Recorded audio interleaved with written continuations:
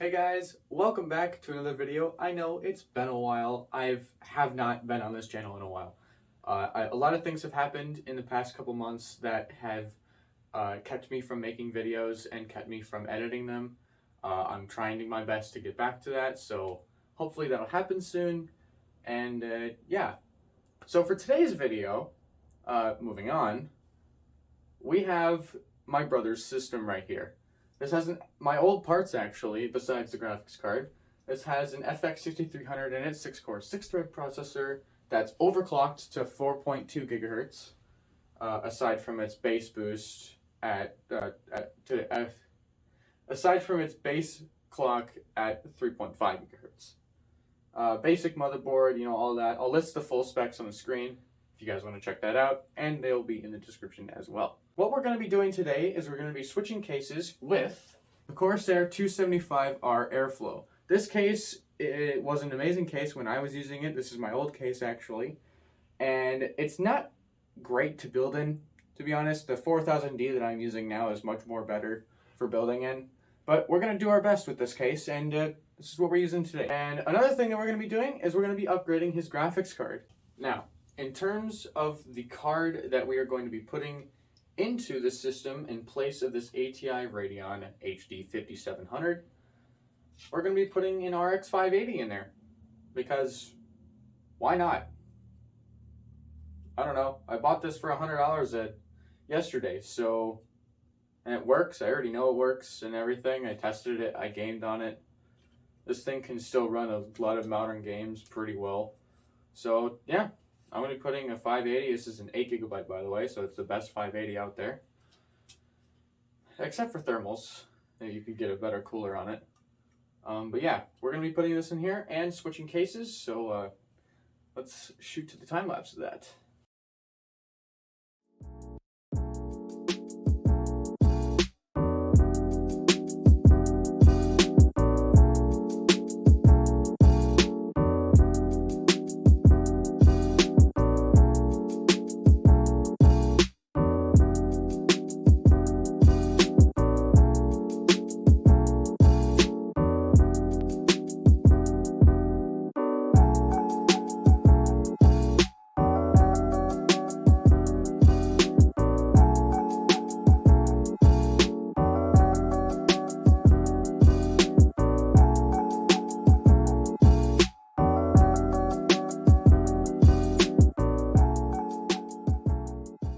Okay, since we are not going to be switching his RAM, CPU, cooler, or motherboard in general, what we're going to be doing is just taking the motherboard out with everything still on it and just placing it in the other system.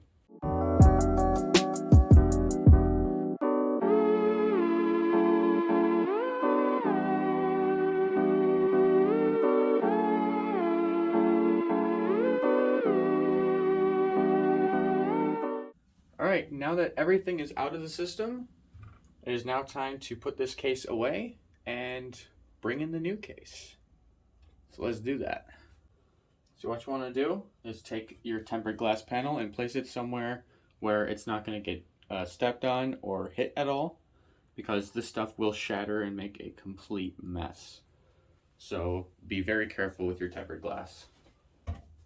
And now it's time to put the motherboard in. So I'll move the camera so you guys can see, and we'll set that into place. So here is the I/O shield. So this is what is going to protect the back of your motherboard. Instead of having it just bare like how I was going to put it in, we need this in order to protect it and make it look a lot cleaner. So we're just going to pop this into place. Make sure, again, that this lines up with your motherboard. I know this one does, so I'm just going to put it in. And basically just pops into place. Make sure to not poke yourself with some of the spring attachments on here.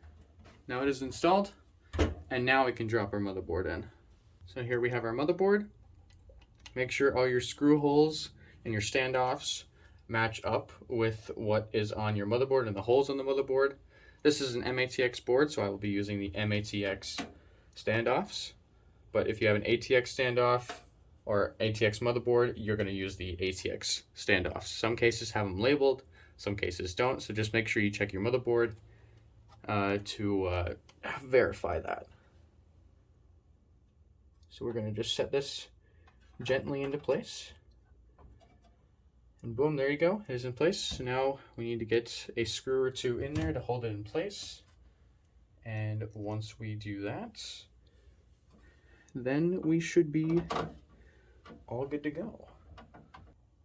Okay, so now that we have all the screws that I had put in here installed, and the motherboard is now nice and tight on there, so it won't move or anything. I am a little limited on the amount of screws I'm using. So there are supposed to be 2 more screws in this motherboard, one right here and one over here. But the rest of them I do have in, and this is, you know, enough. But I am limited on the amount of screws that I have, so I'm working with what I got, but it is enough to keep it in place. So at least it's not moving around and like moving across the case and stuff. But for right now, we are going to get our CPU fan pin just installed right away. So it is going to be this pin right here, this very brighter pin right here. That is where we're going to put our CPU fan header. So you line up the notches with the notches on here. So you can see they're over here. We're just going to put it in and get it in place. And just like that, we are now in, and there you go. The CPU fan cable is now there.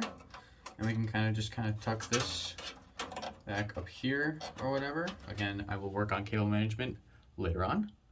And now it's time to get our power supply installed and start working on cable management and the fans. So let's get to that. So for this system, we are going to be using an EVGA 450BV. So it's a 450 watt 80 plus bronze rated power supply. This is going to be just enough power for what we are running in the system. So yeah, this will be perfect. The graphics card that I'll be putting in here, the RX 580, only draws roughly around 150-ish watts. And then plus the CPU, which is a 95 watt, plus, I don't know, it's maybe 125 now that I overclocked it.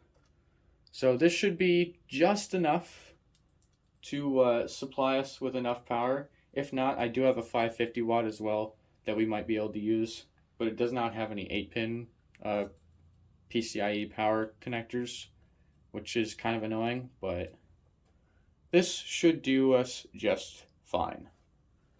And for installing it, we're going to make sure that our fan is pointing down, as we have a dust filter right here for the fan for the power supply.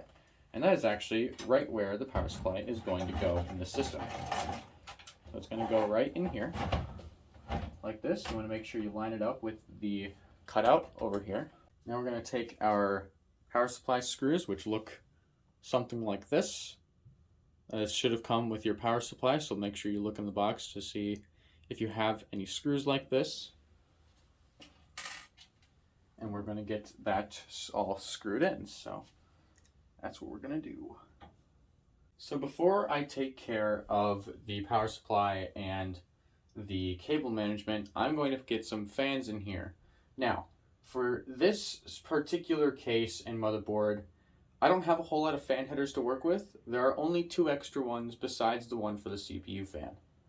And so we're only going to be able to put 2 fans in this system, plus the fan for the CPU. Now, before I get started with the fans and stuff, I have to go over the one thing that I extremely hate about this case, and that is the way that this front panel comes off. It is very hard to kind of get off. Like, it's just like, you feel like you're breaking it. And it's just like, it's not great. Definitely is not great. And it shakes the case quite a lot. So, yeah, it comes off very roughly, and I really don't like that. But anyways, let's get on to the time lapse.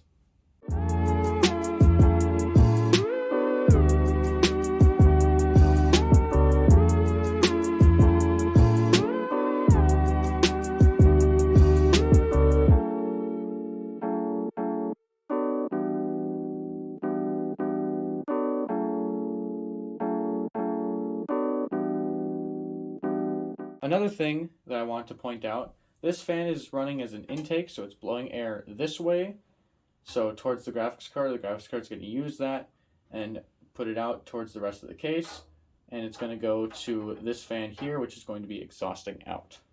It might be better to put this on top, but for right now I think it's going to work just as fine right here.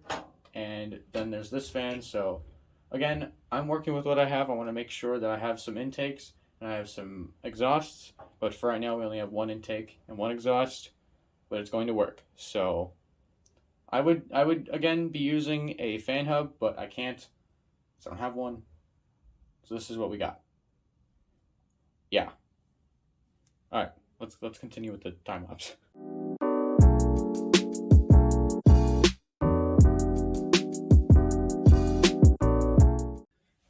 All right, now that we have our fans installed and situated, it is now time to start our cable management.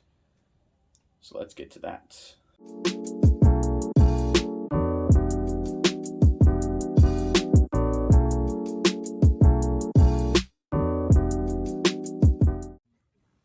Since we are only going to be needing one SATA for the SSD, these Molex connectors and extra SATA power pins are not going to be needed, so we are just going to stuff them over here in this back area behind the power supply. So that'll clean up our cables and all of our room in the back, and yeah. And then we'll also get the drive connected, so I will do that after I'm done getting most of the cable management done.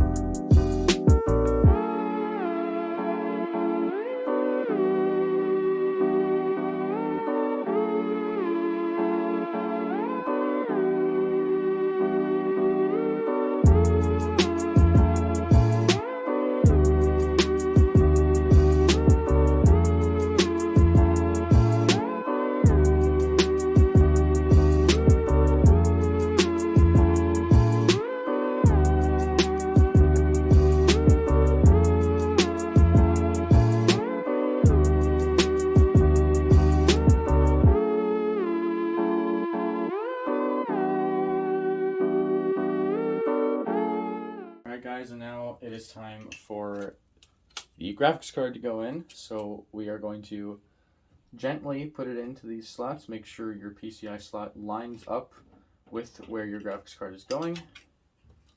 I need to move the SATA cable because it is in the way. Because this is a dual slot card, it needs dual slots worth of clearance. So now we're just gonna easily just put it in there, wait for the click. And now we are going to just get this card kind of set up and put this stuff on it. Let's get it screwed into place. And we also connect the cables as well. And then the build is pretty much finished. I'm also going to need to put another bracket in right here, so I will do that as well. And now we can get the 8-pin now set up. You need to make sure that it is not going to catch on anything and it is rightly set up. And there we go. Now we have our 8-pin now set up for our PCI power. And there we go.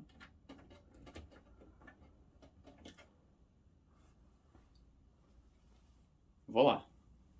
So this is now the system fully finished. We're gonna boot it up and make sure that she posts and get drivers installed and stuff, and let's get it going. Turn the power supply on and start her up.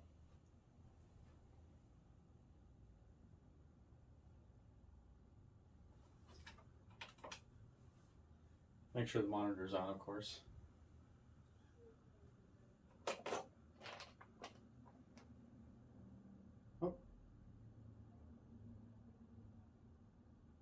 Hey, there we go. Nice. All right. So guys, I'm probably going to leave it off here.